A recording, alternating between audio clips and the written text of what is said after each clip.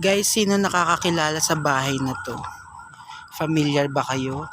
Hindi nyo ba alam pag nakapunta kayo sa bahay na to, ayan, yung kulay itim na yan, ay merong misteryong nagaganap.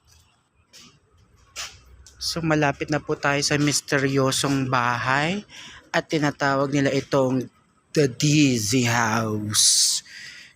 Sa mga di pa nakakapunta, kailangan nyo itong ma-experience. Pag pumasok po kayo dyan sa Dizzy House, hindi po kayo makakatagal. Mahihilo po kayo dyan.